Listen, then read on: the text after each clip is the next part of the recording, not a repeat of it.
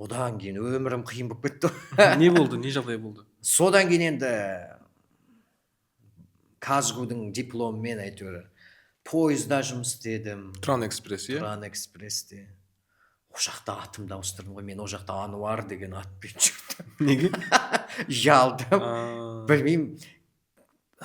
Білмеймін, ауру болдым ба, жындымын ба, әлі күнге дейін сау адам емес сияқтымын. Өзімнің атымды ауыстырып, проводниктердің бәріне 93-ші жылғымын дедім. Қызылорданікімін дедім еще. Қызылорданың проводниктері көп қой.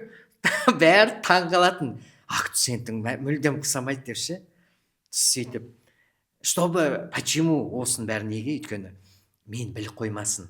Анау бізде сөз жаман, мен сол ауылдан шыққаннан кейін енді сөз сүйектенуден ойбай казгуды бітіріп, ана кімнің інісі пол жуудан бастадым ғой мен.